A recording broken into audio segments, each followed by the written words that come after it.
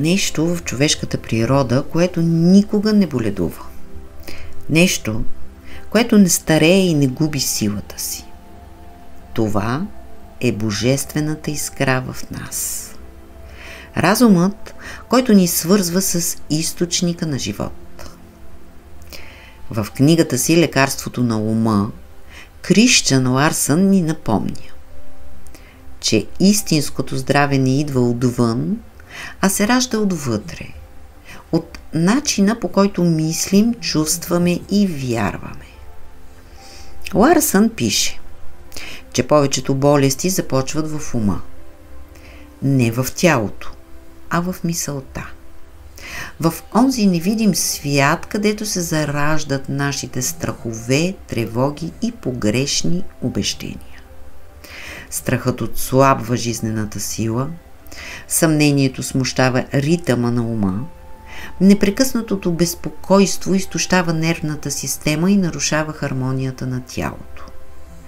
А когато хармонията бъде нарушена, животът започва да губи своята естествена сила. Но Ларсън ни казва, че същият този ум, който е способен да разрушава, има и силата да лекува. Умът е най-мощното лекарство, което съществува. Мисълта е неговият инструмент, а вярата – неговото действие. Когато човек насочи мисълта си към хармония, тялото откликва.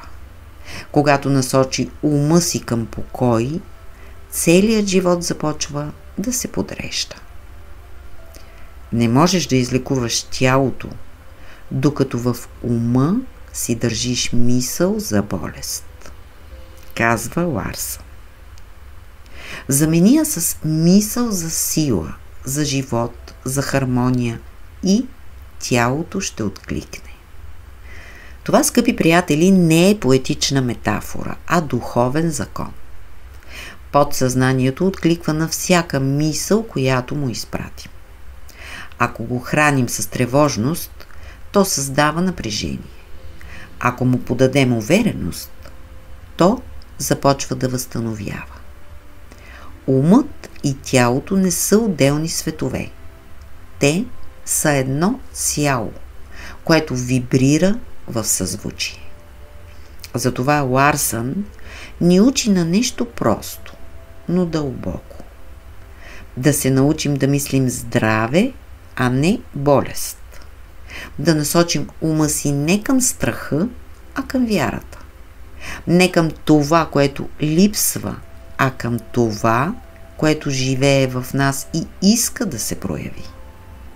Преди да продължим, искам да ви споделя нещо. За мен е много важно да ми покажете дали моите видеа ви харесват и дали ви носят тази полза, на която се надявам и която подарявам на вас, мили хора. Под всяко видео в най-дясната страна има бутон "Благодаря". Натискайки бутона, вие ми показвате, че харесвате моите видеа и цените моят труд. Стойността е символична и е 2 лева. Натискайки бутона "Благодаря", вие активирате закона за привличането и благодарността, а това носи ползи и за вас самите. Защото, както знаете, вече това, което даваш, се връща към теб. Искрено ви благодаря и изпращам към вас цялата си положителна енергия. Истинското изцеление започва, когато мисълта и чувството заживеят в съгласие.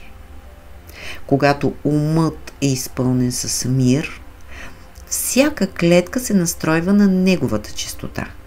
Когато вътре в нас цари спокойствие, тялото намира начин да се балансира. Няма сила по-мощна от онази тиха увереност, че животът в нас знае как да се лекува.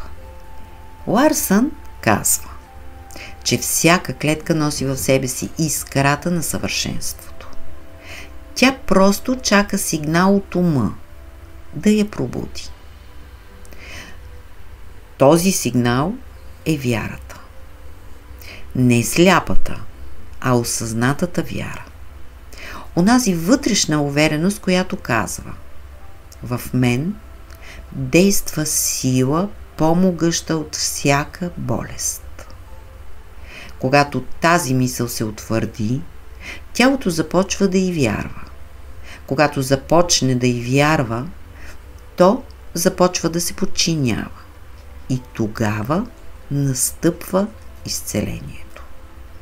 Не като чудо, а като естествен отговор на ума. Ларсън описва 3 велики сили, чрез които умът лекува: вярата, мисълта и любовта. Вярата пробужда вътрешната енергия. Мисълта й дава посока, а любовта й придава живот. Когато тези 3 сили действат в хармония, човекът става собствен лечител. Той престава да се страхува и започва да си сътрудничи със самия живот. Много хора смятат, че изцелението трябва да дойде отвън, чрез някаква сила, лекарство или намеса. Но Ларсън ни напомня, че истинският източник на лечение е вътре в нас. Всяко външно средство действа само до толкова, доколкото подсъзнанието му позволи. Затова най-голямото лекарство е състоянието на ума.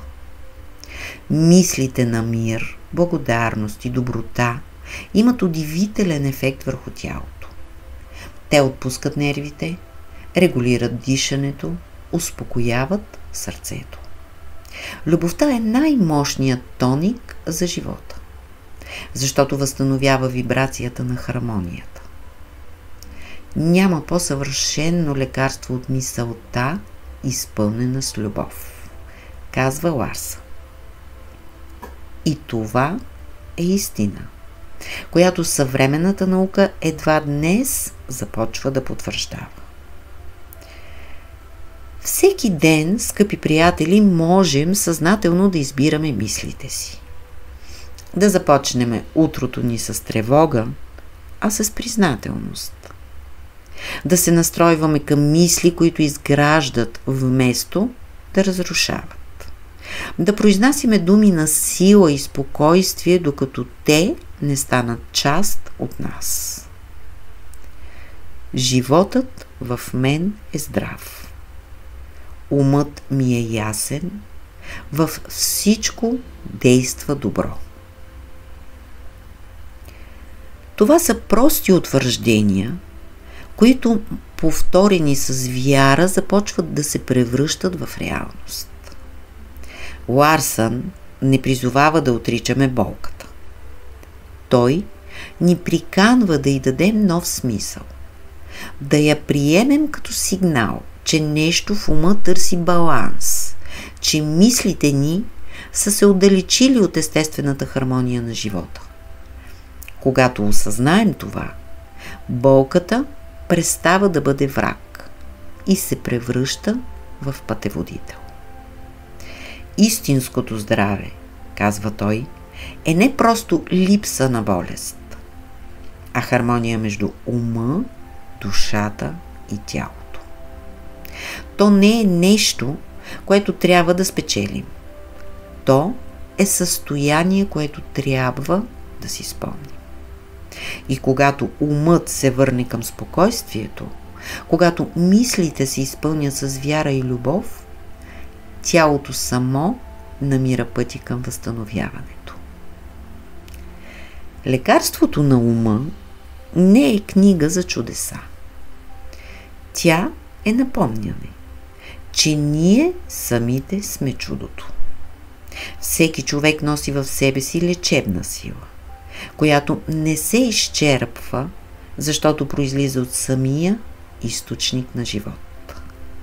И тази сила чака само едно – ясна мисъл и вярващо сърце. Когато човек започне да живее в това състояние и с това осъзнаване, той престава да воюва със света.